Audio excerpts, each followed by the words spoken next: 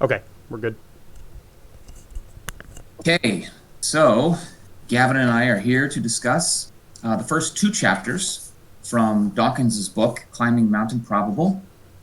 Um, I think the plan is to cover two chapters per week from Dawkins's book. Let me just remind myself of that. Yep, we'll do two chapters this week, two chapters next week, two the following week, and two the fourth week when we wrap it up. Then we'll shift into Wrangham's book and we'll cover two or three chapters per week, it looks like. In a couple cases, in the last case, I think four. They're shorter chapters in Wrangham's book. Okay, so, right. So, just sort of back up a little bit. The whole point of this book, of Climbing Mount Improbable, is to bring everyone up to speed on what natural selection is, how it operates, and what are its products. That is, what it produces. The first chapter, basically what he's asking us to do is to appreciate that there is a series of problems that need to be addressed. And in particular, I mean, the most glaring problem is apparent design in nature. In other words, you look around, and up until Darwin, until Darwin's On the Origin of Species was published in 1859, everybody agreed, basically, all educated people and all regular people, whether or not they were, well educated, they had concluded at that point that the apparent design in nature, that birds' wings appear to be beautifully built to support flight, that that the musculature, of ostriches' legs appear to be beautifully, designed to support swift running. All of that was credited to God, that God was the designer, that to the extent that there appears to be design in the world, well, there was design in the world according to most people, before Darwin, and that design was attributable to God. So one of the things that Dawkins is asking us to do is to sort of, in some sense, appreciate the problem. The problem is design, apparent design in nature, and how to understand it and how to explain it. And again, before Darwin, the explanation was God did it. The explanation was that, as revealed, in the Bible, God simply poofed animals into existence in their current form, never to be changed. And to the extent that there was a fit between organisms and their environment, well, that was because of the foresight and brilliance of God.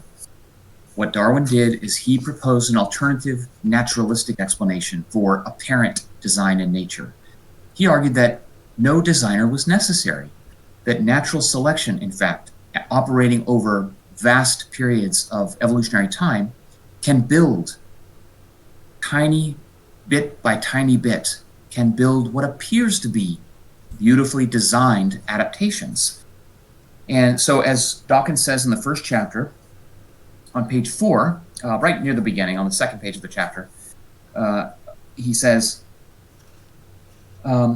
getting to the issue of Mount Improbable, the meaning of the parable of Mount Improbable will be made clear, and much else besides. He says, I need to begin by clarifying the problem of apparent design in nature, its relationship to true human design, and its relationship to chance. This is the purpose of chapter 1. And what Dawkins does is he lays out three qualities or types of objects or phenomena. Most importantly, he makes a distinction between designed objects and designoid objects. He makes reference to Mount Rushmore. This is the structure that depicts the four presidents. They are presidents, right? All four of them were presidents on Mount Rushmore. which is a mountain in, I believe it's South Dakota. I should really probably know that. It's either South or North Dakota. Do you know, Gavin? It's definitely one of the Dakotas. I can't remember which one.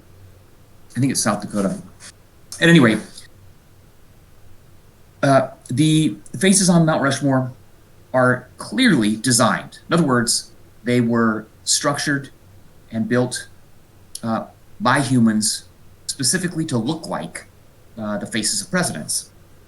This is in contrast to the depiction or the image in on figure 1.1. This is what he refers to as a pure accident. This is an accidental resemblance of a hillside in Hawaii to the profile of President Kennedy. So this would be a pure accident. This would be an accident. It just happens to look like Kennedy, and no sort of statistical improbability need be invoked because the appearance is, sort of passing, not particularly strong. It is South Dakota, by the way. Mount Rushmore, on the other hand, clearly is statistically improbably, designed to look like presidents. And we say designed because it was built, it was produced by humans with a conscious object in mind, namely to make the faces look like the presidents. Now, accidental and designed, these concepts or phenomena are to be distinguished clearly from what Dawkins refers to as designoid. And if you look at the bottom of page 6, he introduces this concept and he says, well, he reminds us, I think the distinction between accident and design is clear, and hopefully it is to the students. You'll have to let us know if it's not. In principle, if not always in practice, but this chapter, he says, will introduce a third category of objects. And this is really where the rubber hits the road here in this book and in this chapter. This is the third category of objects, which is harder to distinguish. And he says, I shall call them designoid. Okay, designoid objects are living bodies and their products. Okay, living bodies and their products. Designoid objects look designed. Okay, so much so that some people, probably alas most people, think that they are designed. Those people are wrong, Dawkins says. But they are right in their conviction that designoid objects cannot be the result of chance. Designoid objects are not accidental. They have, in fact, been shaped by a magnificently non-random process which creates an almost perfect illusion of design. And it's just this illusion of design. For example, the eye, the eagle eye or the human eye, the apparent perfection of these organs for doing what it was they appear designed to do, namely to facilitate vision. They have the extraordinary illusion of design. There's nothing designed about eyes. They are the result of evolution by natural selection, which is what he's going to tell us a little bit more about, a non-random process that recurs over evolutionary time to build these adaptations, or in this case, the eye. So we've got accidental or accidents, something like the hillside that in Hawaii that sort of kind of looks a bit like the profile of Kennedy. We've got designed objects, and these are generally referred to objects that are produced or built by humans, but one can make the case that other species also design objects. A computer would be a designed object. Right. It would not be a designoid object. Designoid objects are those objects that are living objects or the objects that they produce, except for the objects produced by humans. I mean, I would take a bit of issue with that distinction, but I think it's neither here nor there. The crucial distinction right now is between designed and designoid. Gavin, did you find that, are you clear on that distinction, or do you think there's anything we might want to say about that any further? I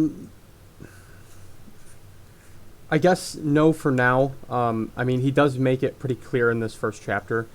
I think my issue with it, or maybe an issue I would have if I weren't as familiar with Dawkins, is like maybe not knowing where he's going with these distinctions. I know that most likely this is all in service of sort of explaining sort of a large misconception that people might have with the natural world. Seeing things as appearing designed, therefore they must be designed. But Dawkins, I think overall in this book, his goal is to argue that that's not the case. There are many objects that appear designed, and even though they are the result of, like you said, non-random selection, that has sort of molded them to fit a very specific goal, or not fit a specific goal, but they were molded in by very specific selection pressures that favored very specific sorts of body plans or arrangements. So they look designed but are not, and that feels like what this first chapter is sort of in service of, is making that larger argument. Does that make sense? Absolutely. And that really is his goal in this first chapter, is to bring everyone up to speed, bring students up to speed, that living organisms and their attributes, while they appear for all the world as if they have been designed, they have not been designed, in the sense that they have no designer. Okay? They are the results of cumulative selective processes operating over sometimes remarkable periods of time. And they have been selected because these organisms themselves and their adaptations exist today because their ancestors survived and reproduced better than alternative apparent designs. And so, yes, I mean, what he's really hammering at here is to disabuse the reader of the notion that because something looks designed, it therefore must be designed. That was the consensus prior to Darwin. Darwin's theory of natural selection, evolution by natural selection, published in 1859, forever ruined that theory of design. It ruined the notion that if something looks designed, it must be designed.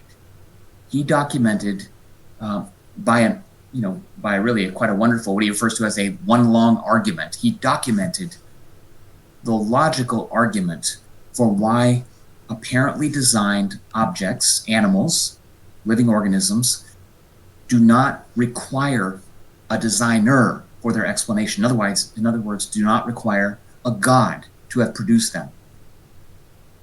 And so in this chapter, then, he takes us through a few different examples, and that's really just to sort of give the reader different opportunities to appreciate this distinction between designed and designoid. Okay, things that are designed and things that just appear to be designed but are not designed, what he calls designoid. I think the distinction is crucial, and yet I'm not sure I love the terminology, but it is what it is. And so let's take, for example, I happen to have flipped to page 15, where he discusses the issue of pots, basically. So we know that humans can create, can fashion all sorts of pots. These are designed objects. They're designed by humans, okay, to hold water or to hold food or for some other purpose, okay. Non-humans, notably bees and wasps and many other sorts of creatures, also make pots. Okay, and you can see in figure 1.6, this shows you designoid pots. He refers to these as designoid pots, not design pots, designoid pots made by animal artisans, he says. One by the potter wasp and one by the mason bee. Yeah, these are designoid because they're not consciously constructed by the animal that's doing the construction.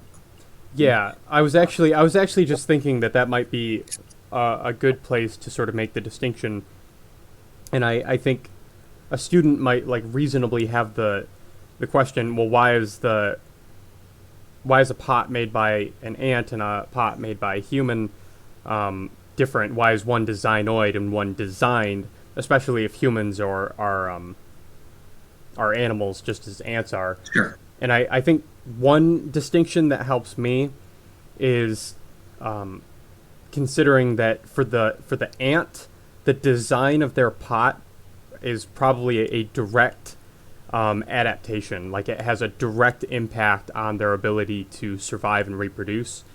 Whereas for humans, many of the designed objects we create, such as pots, even like, more like tribal or nomadic humans who use crafts like these to make like simple weapons or pots, that doesn't have a direct impact on their ability to survive and reproduce, as opposed to animals like the potter wasp or like the spider, where the one thing they specialize in building is, it, like I said, has a direct impact on their genetic success. Does that make sense? Sure.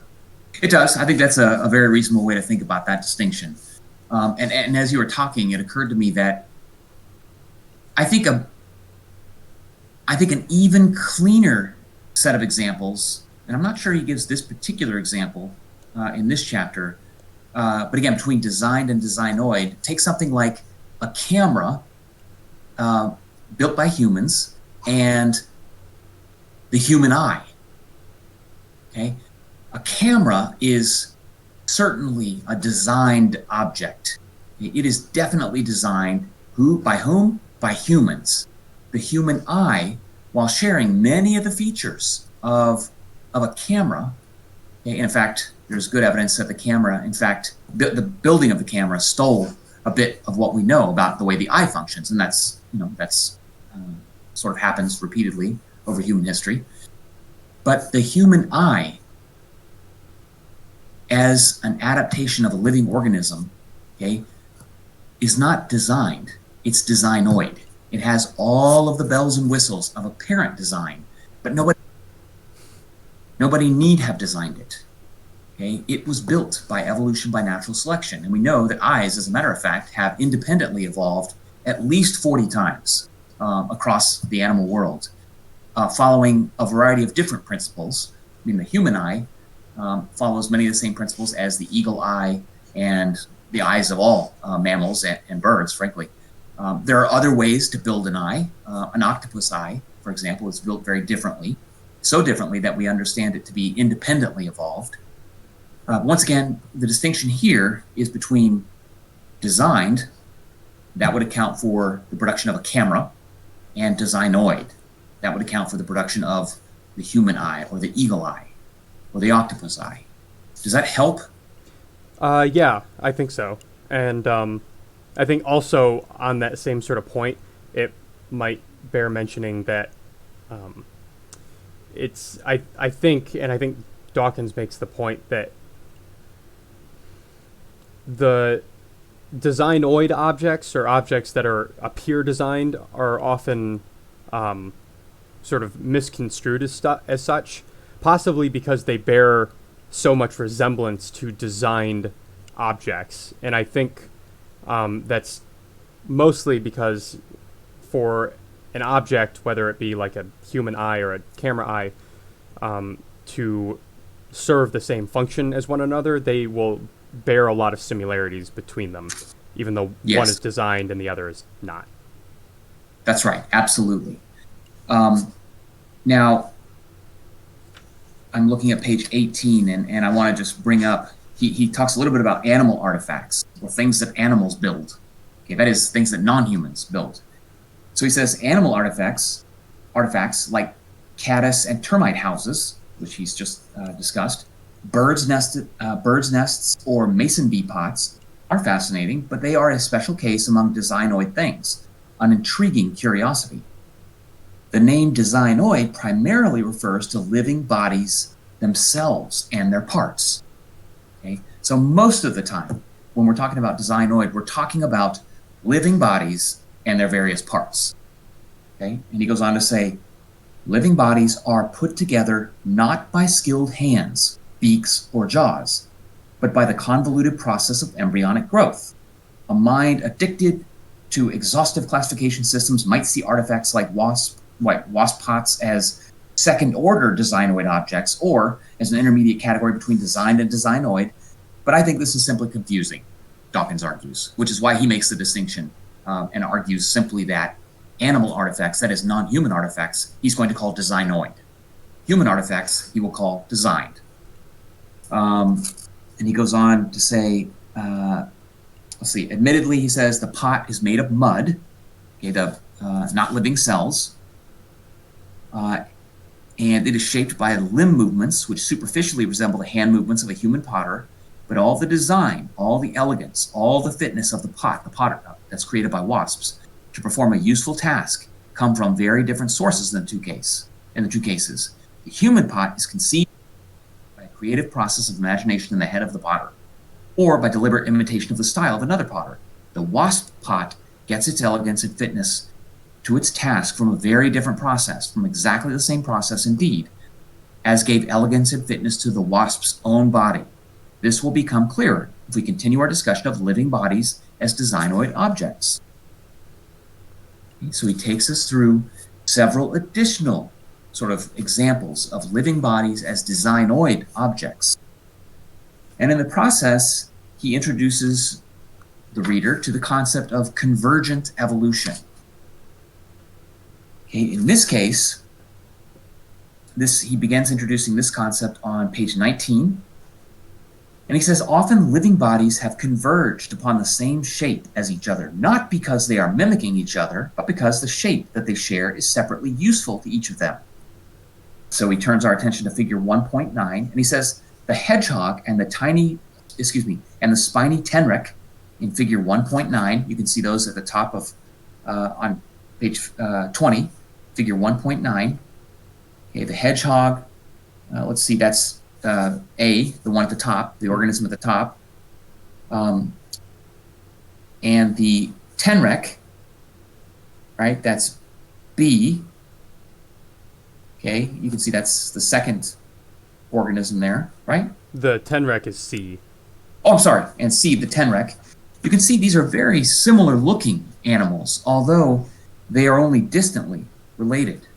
Okay? They have converged in their evolution. They have converged to similar shapes, similar traits, although they are distantly related, because those traits solve the similar adaptive problems for the hedgehog and the tenrec.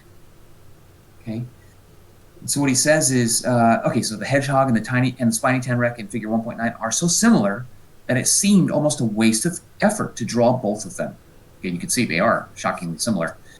They are moderately closely related to each other, both being members of the order Insectivora, yet other evidence shows that they are sufficiently unrelated for us to be sure that they have evolved their prickly appearance independently, presumably for parallel reasons. Prickles give protection from predators. Each of these prickly animals is pictured next door to a shrew-like animal, which is a closer cousin to it than the other prickly animals is. Okay, and you can see he's done the same thing for these animals that swim fast. Convergent evolution has streamlined these animals on page 21, from a dolphin to a species of fish to a penguin. They've been streamlined to move swiftly and effectively and efficiently through water. Despite the fact that they are only very distantly related, they share many of the same features that make an organism capable of moving efficiently through water, which is in fact where all of them reside. So this is an example, these are all examples of what is now referred to as convergent evolution. Right. And that's an even more like stark example than the hedgehogs, because it is, each of them does all share that very like similar streamlined design, even though, you know, obviously the dolphin is a mammal, the penguin is a bird, and then the two things in the middle I assume are fish. Yeah. But all have, like you said, converged on the same sort of plan or body plan. Yes, yes. So, I mean, part of why he's raising that issue, I mean, it gives you, well, partly he's giving us an excuse to talk about convergent evolution, but then he goes on to say that apparent convergence is not always so meaningful. Those people, not all of them missionaries, that dignify face-to-face copulation as diagnostic of higher humanity may be charmed by the millipedes in figure 1.11 or 1.11. Okay? If we call this convergence, in terms of the missionary style of copulation, it is probably not due to convergent needs. Rather, there are only so many ways in which a male and a female can juxtapose their bodies, okay? And there could be lots of reasons for hitting upon them, upon any one of them. So then he says, this brings us full circle to our opening topic of pure accident. There are some living things that resemble other objects, but where the resemblance is probably not strong enough to be anything other than accidental. The bleeding heart pigeon has a tuft of red feathers, he says, so placed as to create the illusion of a mortal wound to the breast. But the resemblance is unlikely to mean anything. The equally accidental is the coca de mer's resemblance to a woman's loins, which he shows you in figure 1.12a. As in the case of the Kennedy profile on the cliff, the reason for feeling that these resemblances are coincidental is statistical. They actually don't appear too closely. Okay, the appearance is okay, and you can see it if you sort of squint enough, or if you have in mind the notion of, a bleeding heart on a bird. If you have in mind the notion that, oh, look, there's red in a particular area of that bird, you might be convinced, or you might be persuaded that this is a good name for this pigeon of bleeding. It has the very statistically probable, not dramatically improbable, appearance of a bleeding heart. And anyways, the pigeon couldn't be alive if it actually had a bleeding heart, to the extent that it was, coming out of its body and, sort of coloring its feathers. So he says, also the same thing holds true with regard to the Kennedy hillside, okay, that the resemblance is just good enough that humans can see the face. If you look at it in just the right way, with just the right angle, but it's not so statistically shockingly improbable that it has the illusion of design, as if the hillside had been constructed so that it would resemble Kennedy's profile. And he says the same thing goes for the death's head hawk moth, which he shows you on figure 1.112. Okay? This is an accidental resemblance in nature. You can see that, again, if you already are a human who has a sort of notion in mind of what a skull looks like, you might just see a skull in the upper portion of that so-called death's head hawk moth. Okay? But the resemblance is really not great. I mean, there are two apparent eye-like openings in this apparent skull-like feature, but it's an accidental resemblance. It's not a designed or designoid resemblance. Okay?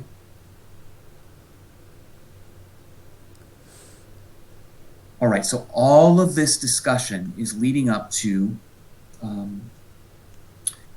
what I think is actually a really interesting discussion of what is meant by finding. And so he says, this is on page 25, Dawkins says, when we were discussing how to acquire a stone knife, okay, simply by finding it, we agreed that you could make a sharp knife by examining all the stones in the world and discarding the blunt ones, the great majority, of course. If you searched enough screes and quarries all over the world, you'd surely find a stone that with not only a keen blade, but a convenient handle as well. You just accidentally, given the millions and millions of stones that you could search. Mm-hmm. Now, it is only a partial oversimplification, Dawkins notes, to say that the pharmaceutical industry works by examining lots of molecules generated at hazard, that is, accidentally or just statistically, and then testing the efficiency of the minority that seemed promising. But we agreed that finding, as a method of acquiring a useful implement, was supremely inefficient. Okay? Just finding, just wandering about and looking for a particular stone that appeared like, would function as an efficient knife that also had a handle, I mean, that would be a terribly inefficient way to go about things. He says, far better to take a suitable material like stone or steel and hone it or sculpt it by design. Yet this is not how designoid objects, living things bearing the illusion of design, are made. Living things come about ultimately by a process that is rather more like finding, okay, but it is different from pure finding in a very significant respect. And is that where he comes up with the analogy of picking the stiffest and sharpest reeds and selecting from each generation the best for making basically a knife? Yes, and that is a phenomenon that he refers to, and it's another name by which you could refer to natural selection. He refers to it as cumulative finding. Okay, and he says, yes, that's right, with the reed. So if you bred for rigidity at the same time as breeding for keenness of edge, you could eventually cut your throat with a broken reed, he says. As in a sense, you have done no more than find the quality you seek. No carving, whittling, molding, or whetstone grinding, just finding the best of what is already there. Sharp leaves have been found, blunt leaves have been discarded. It is like the story of finding sharp stones, but with one significant addition. The process is cumulative. Okay, stones don't breed, whereas leaves, or rather the plants that make leaves, do. Having found the best blade of a generation, you don't simply use it until it wears out. You ratchet your game by breeding from it, transmitting its virtue, okay, to the future where it can be built upon. This process is cumulative and never-ending. You are still only finding and finding, but because genetics enables cumulative gain, the best specimen you can find in a late generation is better than the best you can find in an earlier generation. This, as we shall see in Chapter 3, is what climbing Mount Improbable means. Climbing Mount Improbable refers to cumulative finding, working our way up the back of a mountain, okay, that on one face is a sheer cliff. At the top might be the eagle eye, and standing from the bottom and looking up at the top, it seems impossible to get there. Okay? It seems as if a god or gods must have created it. It's so extraordinarily, apparently well designed. But if you walk around the backside, you see that there's a very gentle slope moving all the way up Mount Improbable, bit by bit, turn by turn, all the way to the top, from a single light-sensitive cell to a beautifully, apparently well-designed eagle eye or human eye. That is the process of cumulative finding. You find something that works, at least better than something else, and then save that and use that as the starting point for the next step. Okay, and the process of heredity, or the fact of heredity, allows cumulative finding to occur, allows evolution by natural selection to occur. Right. Over like the generations, that's the cumulative bit, or the walking up the mountain bit by bit, is that each successive generation has the opportunity to build on an individual adaptation until it reaches sort of like a peak. And well before Darwin, we actually knew about this cumulative finding. Okay, people who, farmers, agriculturalists, scientists, the public generally appreciated that cumulative finding. Another word for that, in this case, will be artificial selection, can produce all sorts of vegetables and fruits and animals that humans want to produce. Okay? Artificial selection is how Darwin started his book on the origin of species. And he asked his reader, and Dawkins, asks his reader to appreciate that artificial selection is the process by which humans, okay, cumulatively find different types of organisms, or make, cumulatively find or make new types of organisms. Something like, if you look at page 27, all of these figures here on page 27, this is figure 1.13, all these vegetables have been bred from the same ancestor by humans. Okay? That ancestor is the wild cabbage. So he shows you clockwise from top left, Okay, you've got Brussels sprouts, kohlrabi, Swedish turnip, drumhead cabbage, cauliflower, and golden Savoy. All of these have been artificially selected, that is, cumulatively found by humans from the wild cabbage. Okay, that is the ancestor for each of them. Right. Now, it took, several dozen generations or several thousand generations, the equivalent of,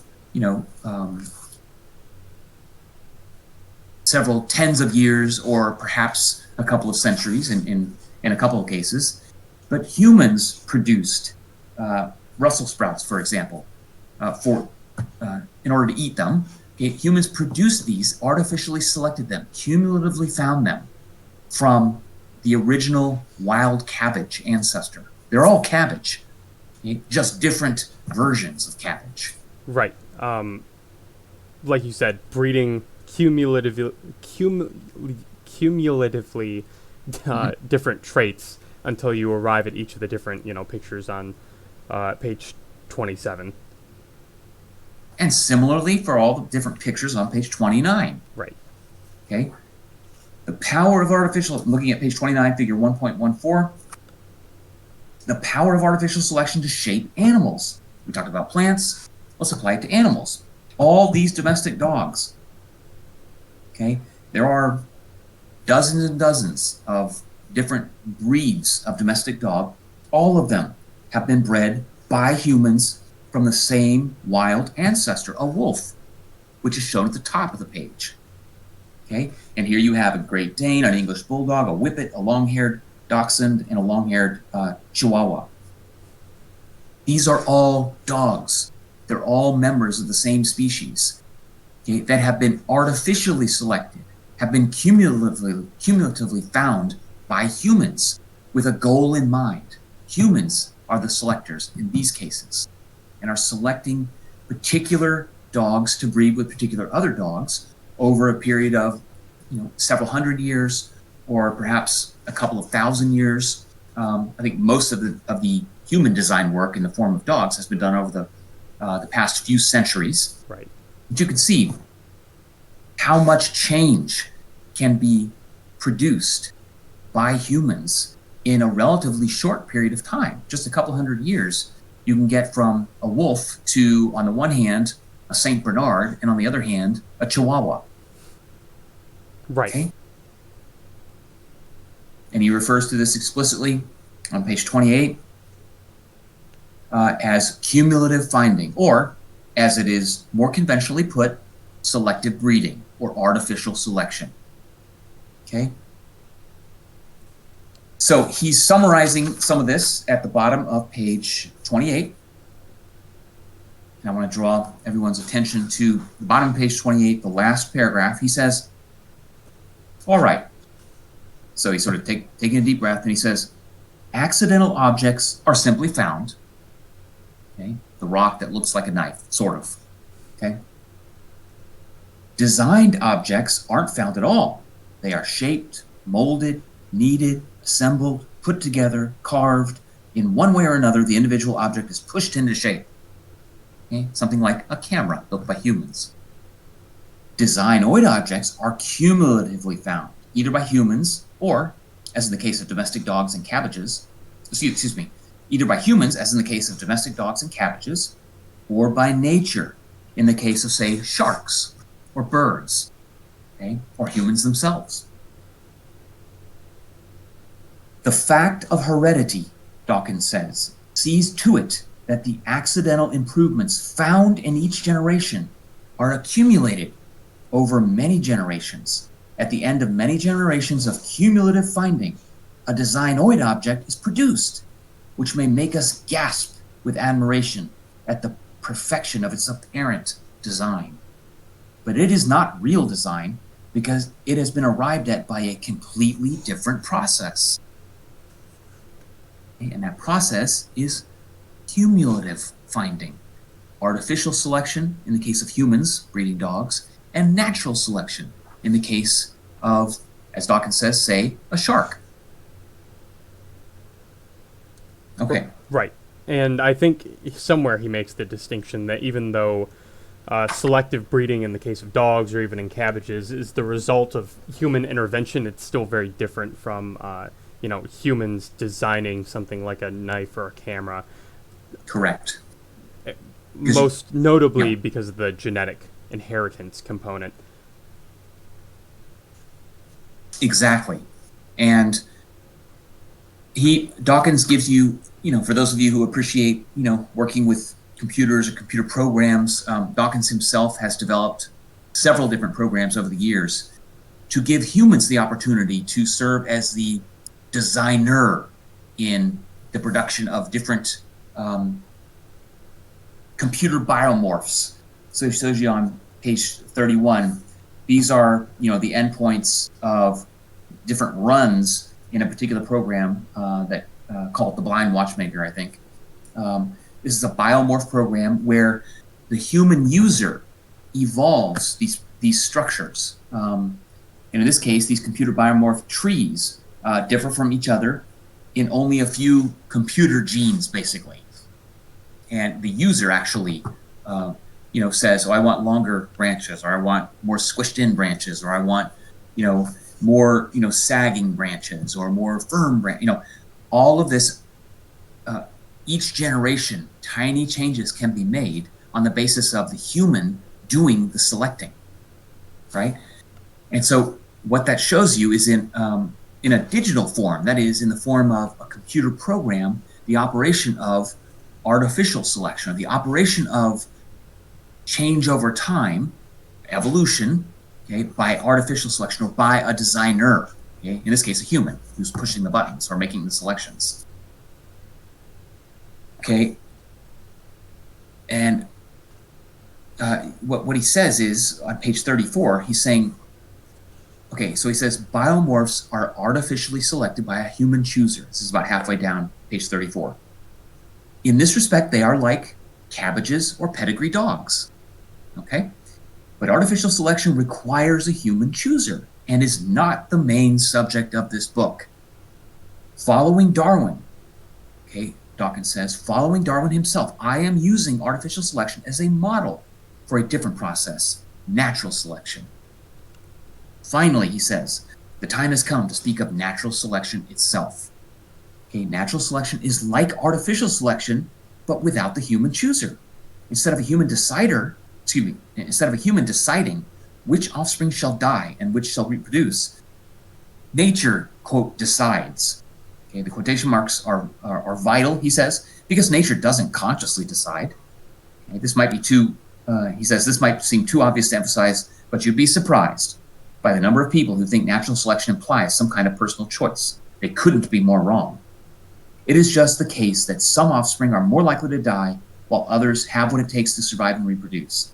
Therefore, as the generations go by, the average typical creature in the population becomes ever better at the arts of surviving and reproducing. Even better, I should specify, when measured against some absolute standard. Not necessarily more effective in practice, because survival is continually menaced by other creatures who are also evolving and perfecting their arts. The species may get progressively better at the art of avoiding predators, but since predators are concurrently getting better at the art of catching prey, there may be no net gain. This kind of evolutionary arms race is interesting, he notes, but we're jumping ahead of ourselves. Artificial selection, Darwin himself used as a means of softening his readers up for the idea of natural selection. Natural selection is just the same as artificial selection, except there's no selector. Okay, no, literally no selector. Nature is doing the selecting. Keeping in mind that nature is simply, it's a term to refer to the process by which some individuals are more likely to survive and reproduce than are others.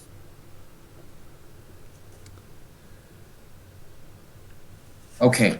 Right. Yeah. No, I think that sets it up pretty well. The first chapter for sort of the outset, the rest of the book. Okay. So let me think about this. he gives you a further example of some of the other biomorph programs he's produced. And incidentally, these still exist. I mean, they're still operating. You can find them. People maintain websites that replicate Dawkins's blind watchmaker program, his biomorph programs, his, you can see there's, in many ways, quite beautiful productions here on figure 1.17. This is a safari park of biomorphs bred by the program called Color Watchmaker. The large and white triangles in the background were added for purely decorative reasons. If you search any of these terms, you can find these programs have been written and appear online. I think they're freely accessible. And you can actually go through the process of artificially selecting for different biomorphs or different trees or different insects. So you can actually play along if you're interested. Okay. I didn't know that. I didn't know they were still available online. They are. And some people, have spent quite a bit of time even expanding them and making them ever more capable of, incorporating human whim into their productions. So, all right, let's see where we are now.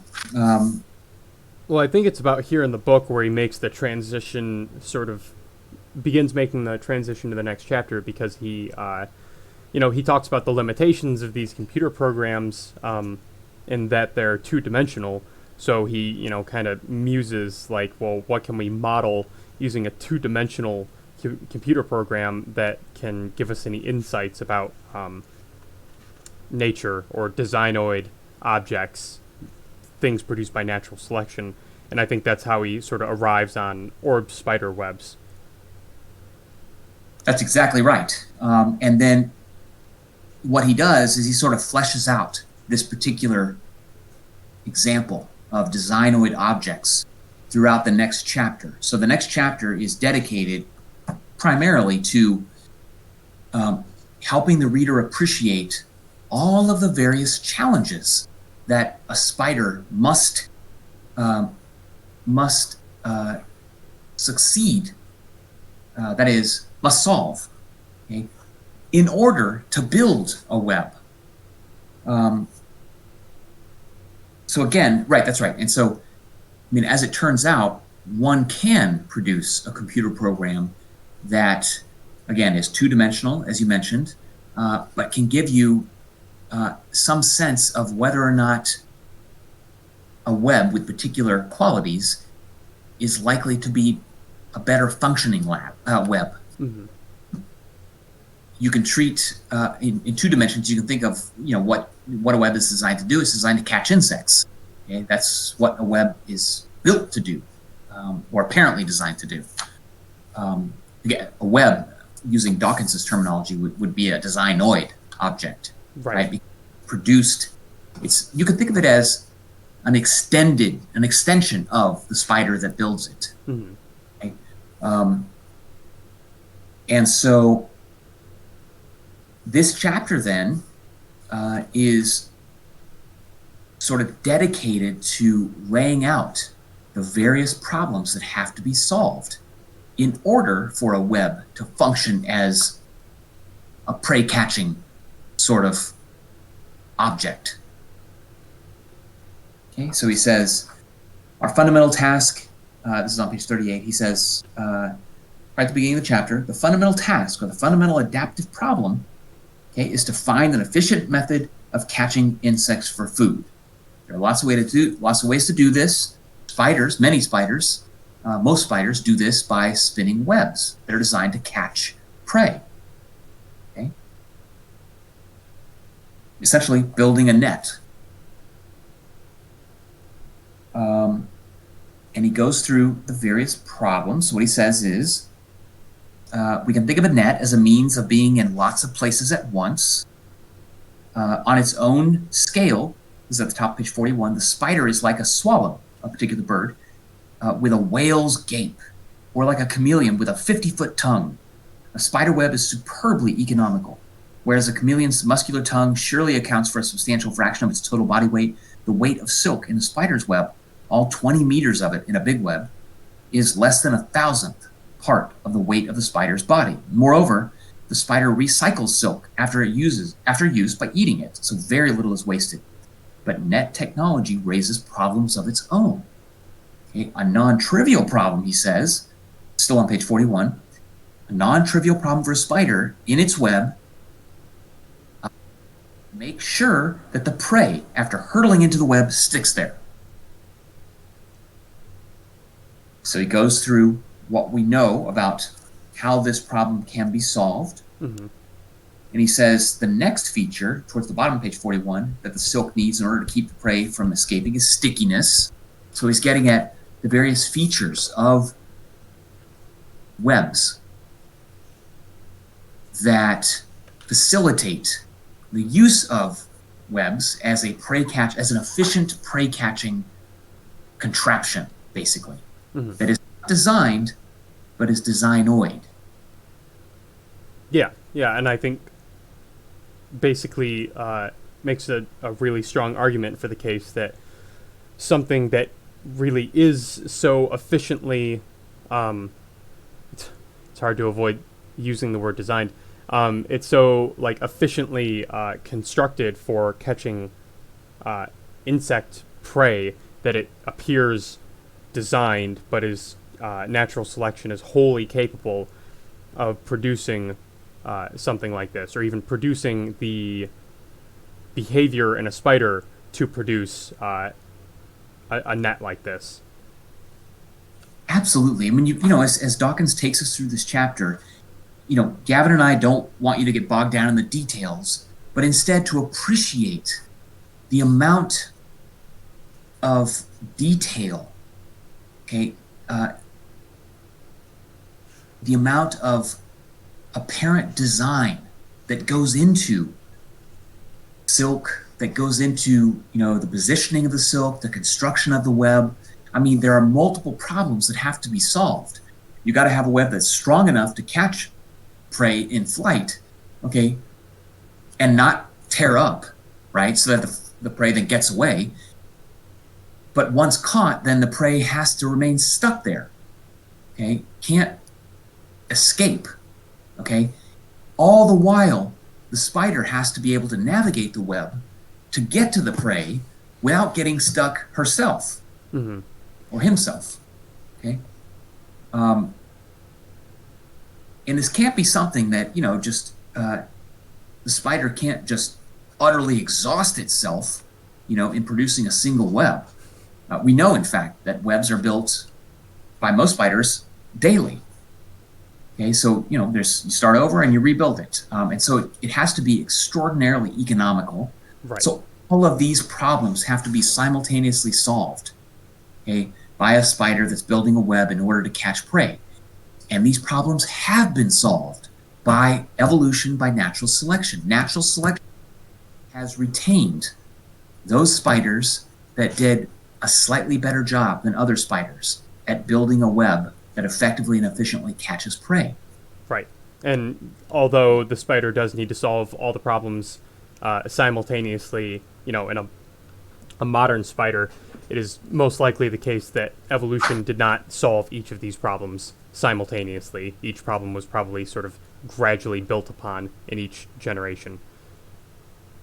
Yes, and all that matters is that the web, let's think of, you know, an orb weaver spider, a typical garden spider. It's got a beautiful sort of large web. It has all the features that we've been talking about. You know, it's structurally sound. It can catch prey. It doesn't get ripped apart. The spider can get to the center, grab the insect, okay, you know, touch up different places in the web. All that we're looking at the current endpoint of an extraordinarily, you know, very likely evolutionarily old process that has gone on for, in some cases, we know, millions of years, where all that mattered at the time for ancestral spiders was that the web they built was just a tiny bit better than the web that other spiders built. Okay, so over evolutionary time, there likely were spiders that, you know, we know that there were spiders that built less capable webs. You know, so instead of, you know, it captured prey, but it only held prey in check for a few seconds, not enough time for the spider to get there. Whereas the next door neighbor built a web that held the spider for that held the prey for just a couple seconds longer, just enough time for the spider to actually get there.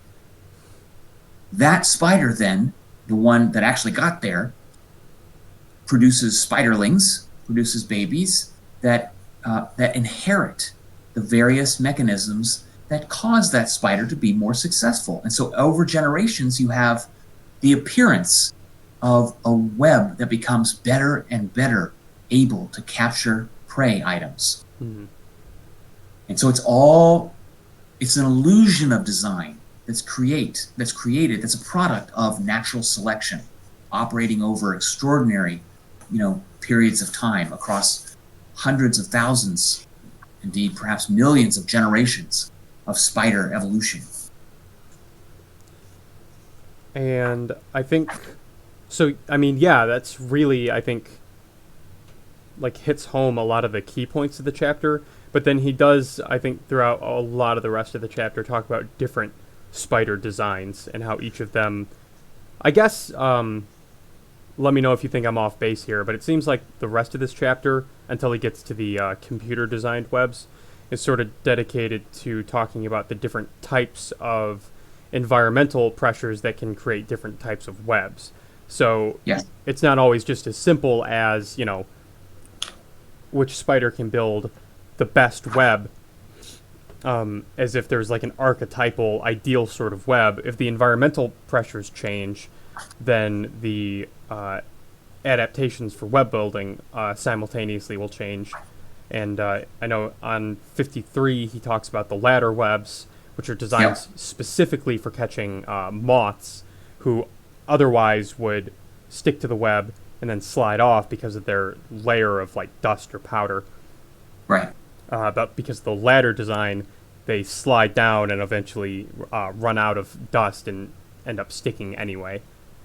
Right. Exactly right. I mean, that's right. I mean, that's a great example of what's often referred to as an arms race, an evolutionary arms race. So you can imagine looking back over evolutionary time, there were spiders' webs that were built that were less good, less efficient at catching moths. Now, perhaps it's the case that in this particular species of spider, moths are the primary prey item. Well, then if you're the spider building the webs, you've got a problem now. You've got an adaptive problem that you have to solve, okay? That your species, the individuals of your species have to solve, which is to take into account that moths themselves have evolved what we can call a counter-adaptation to being ensnared in a spider's web.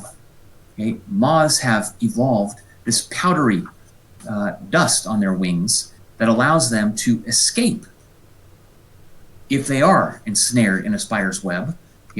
And over evolutionary time, those moths that did escape had just a little bit more powder and gave them just a fraction of a second longer, and they actually made it.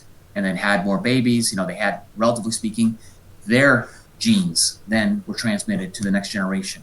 That then puts pressure on spiders, okay, or places selection pressures on the spider involved to produce webs that have a little more webbing, okay, to allow a little more of the powdery stuff to rub off.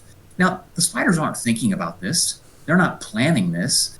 Natural selection is favoring those spiders that just happen to make a slightly sagged web, for example, with a little more web available to wipe off a little more of that dust. Right. Okay. And those spiders will then be favored and will be selected. Mm-hmm. So you get the evolutionary arms race, the end point of which is this ridiculous ladder web. Right. It was built gradually over time, not all at once. That's right.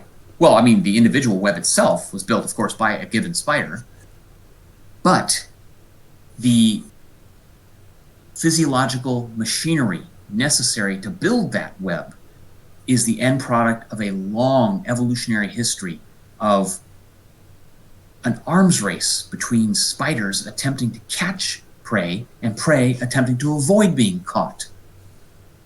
And you're right, Gavin, the rest of this section of the chapter just takes us through different examples of how different species of spiders have solved the problem of catching prey. From the Pacillibus triangular web with quick shear threads on page 55, okay, to the bolus spider on page 56, which essentially uses its web, strand of its web, with a sort of a sticky wad at the end of it, and it literally throws that thing at insects that are flying by and ensnares them in that way. Okay, again, it's an equally successful means of catching prey for this particular species, given the relevant prey or would-be prey in the environment. So there isn't just a single way to solve the problem. There are often multiple equally good ways. And I wasn't sure if you also wanted to spend some time talking about mating, which came a couple pages before this, but... Yeah, what did you find that might be particularly useful about that section there, Gavin? I think it is an interesting section. Yeah, just wasn't sure because I guess it could seem a little tangential, but I of course there's also value in it. Sure. Basically, he's talking about the different ways that male spiders get around the problem, which it often is sort of a big problem to tackle of mating. And I think he says somewhere that, it's often such a huge problem because female spiders just kind of will eat anything smaller than them that happens to be in their web, which is an issue for males because they tend to be smaller than females in spiders. They do indeed. So what's going on in 2.5 on page 49 where the male spider, I know it's plucking a string that's attached to the web. Is that to get the female's attention? I can't remember what that was. And that's right. And to basically, because remember, as you indicated, the female spider, to a first approximation, anything that's in your web, just eat it. Eat it, right?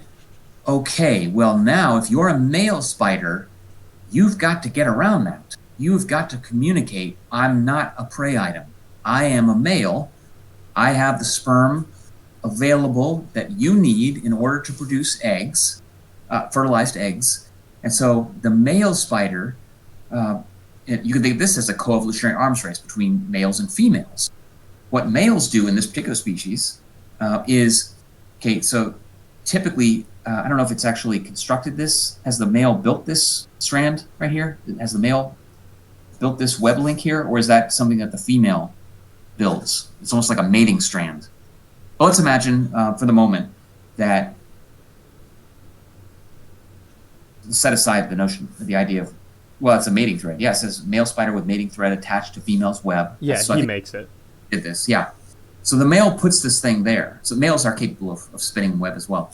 And the male then builds this web, builds this strand or affixes this strand to the primary web, and then goes through a series of pluckings, or basically creates a series of vibrations that prey items simply don't do. The last thing a prey item wants to do is communicate that it's there. What the male does is build this mating thread and then send signals that basically say, I'm a male. I'm not a prey item. I'm a male, at least not yet. I'm a male that has the sperm that you need to produce fertilized eggs. Okay, and meanwhile, the male is very, very careful about this. Goes through a very, detailed sort of sequence of pluckings that the female, as far as the male hopes, the female recognizes is a male. And so oftentimes this takes hours for the male to get from one end of the strand to the other, because the male is facing the adaptive problem of getting eaten, basically. And what that suggests is that many males do get eaten. So something has to be done to avoid getting eaten, for that matter, to avoid getting entrapped in the web. And so it's a very specialized communicative process between males and females for the male to get close enough in order to copulate the female. and not to get eaten before that point. And I anticipate that a reasonable question that someone might have, reading this chapter, or in honestly a lot of places when reading about this sort of animal behavior, is how could such a behavior have evolved in female spiders to be so aggressive and to not somehow distinguish for themselves between prey and a mate. And I think the answer, if you're taking an evolutionary perspective, sort of like ahead of time, sort of predicting based on evolutionary theory, is that it must have just been more advantageous for female spiders in those species to sort of just indiscriminately eat anything smaller than them that was in their web. Because, I mean, you think about the alternative, which is sort of missing opportunities for food, and that could be detrimental if they, passed up anything and mistook it for a male spider, but it was actually prey, and then that allowed their food to escape, and then they starved. So, does that make sense? Yes. So, I mean, ancestral spiders, no. So, spiders in the evolutionary past of this particular spider pair that we're talking about. So there must have been females that didn't make this distinction. Okay, they just flat out ate everything that got in that web. Okay, those females will have been less successful at passing on offspring. I mean, they're not getting fertilized. Right. The female spiders that are getting fertilized are those that more frequently than those that ate everything in their web, they more frequently assumed or decided that this small object in their web was a male, not a prey item. Okay? Similarly, those females in the evolutionary past of this species that assumed that everything in the web was a male, they may have been successfully fertilized, but they starved to death. Okay, so again, no selector or no designer is necessary. It's simply the mindless process of natural selection. There are too many individuals that are produced in a given species. Some will live, some will reproduce, some will live, and some will not. Those that are more likely to survive and reproduce pass on the genes that constructed the very mechanisms that caused them to behave as they did. Okay? Those that behave differently will not pass on as effectively the mechanisms that cause them to behave differently, that cause them to eat every object that hit their web or attempt to mate with every object that hit in their web. Good? Yeah, no, I think that's good. And then, so after then talking about the different types of webs or different sort of strategies for capturing prey, then he kind of returns to more traditional web building and also returns to computer programs, right? Yes, and this is really just as another means to communicate what's happening to the reader. In this case, it's to students in our class. And you can also find this program online, many different variations on this program. The bottom line is he's switching, okay, this is on page 61.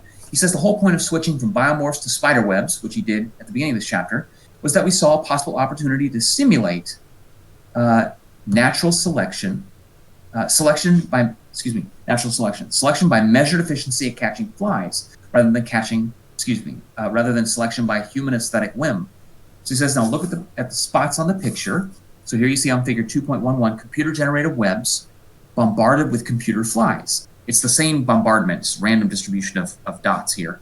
But you can think of this as webs with various traits and the extent to which they are efficiently capturing prey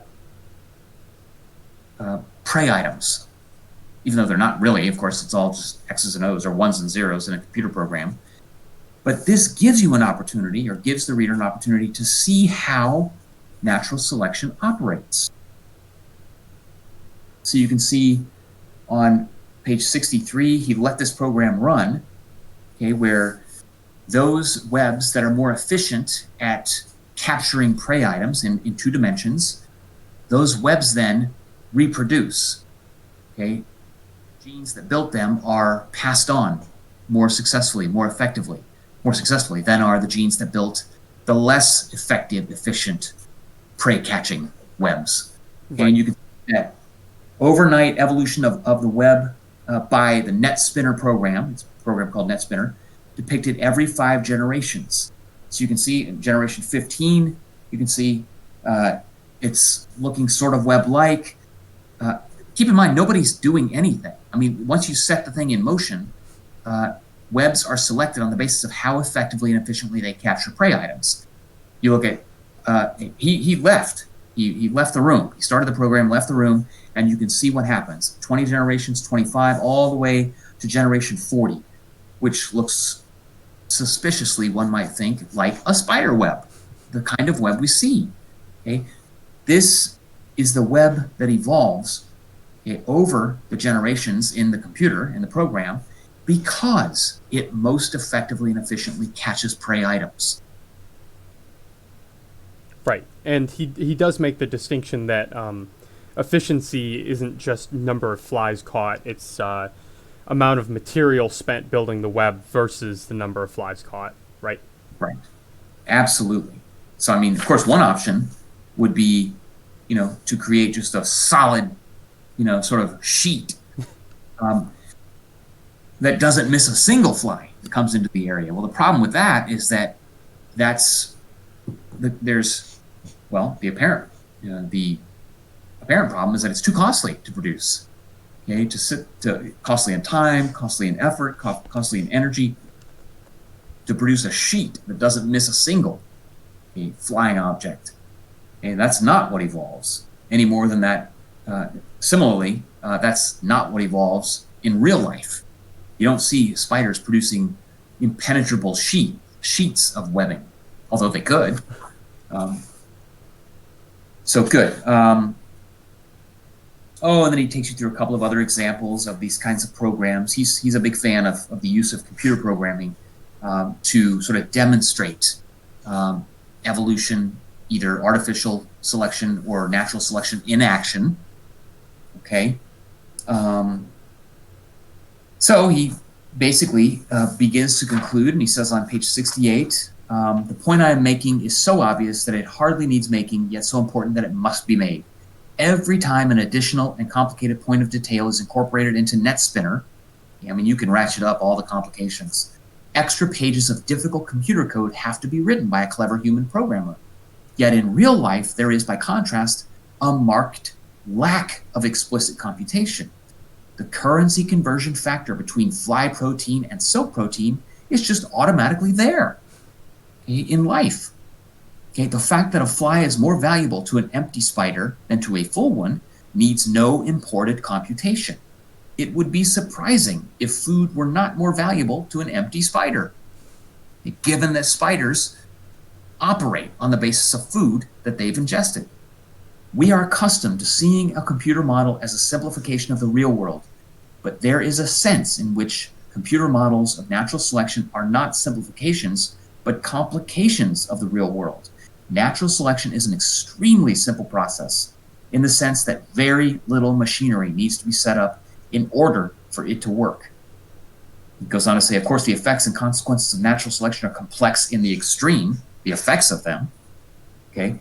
But in order to set natural selection going on a real planet, all that's required is the existence of inherited information. In order to set a simulated model of natural selection going in a computer, you certainly need the equivalent of inherited information, but you need a lot else besides. You need elaborate machinery for calculating lots of costs and lots of benefits, and the assumed currencies for converting one to another. More, he says you need to set up a whole artificial physics. We chose spider webs for our example because of all devices in the natural world, they are among the simplest to translate into computer terms. Wings, backbones, teeth, claws, fins, and feathers, In principle, we could make computer models of all of them, and the computer could be programmed to judge the efficiency of variant forms. But it would be, in short, a grotesquely complicated program that would be required, right? That's the beauty of this sort of net spinner program, is that you can get it in 2 dimensions in a pretty simple set of computer code. Right. Pretty simple set of computer code, right? Okay. He then introduces you, or the students, the reader, to some slightly more complicated computer programming that actually does a slightly better job of getting closer to the natural world. But again, computer programming has, moved forward by leaps and bounds since Dawkins wrote this book originally in 1996. Okay. It's now, 24 years ago, is that right? Mm-hmm. Yeah.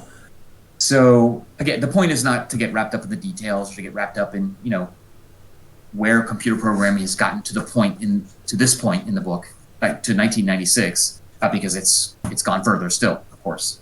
And in fact, he says here, he is one of the founders of this field, of this, sort of evolutionary computation sort of field. And he actually says on page 72, I foresee and look forward to a burgeoning field of research. The oxymoronic title, artificial natural selection. Okay. Nevertheless, there is a sense in which the easiest simulation of the real world of natural selection is the real world itself. Bones actually do vary in breaking strain, compression elasticity, and so on. You can calculate the details if you want to, but whether you calculate them or not, the fact remains that some bones break, and others don't. The fastest computer in America, he says, at this time, 1996, could spend a year costing out and calculating the details, but in nature, the brute fact is that some individuals do die and others don't. That's all. Finally, he concludes on page 72, you can, if you wish, think of the genes in all the populations of the world as constituting a giant computer, calculating costs and benefits and currency conversions, with the shifting patterns of gene frequencies doing duty, for the shuttling ones and zeros of an electronic data processor.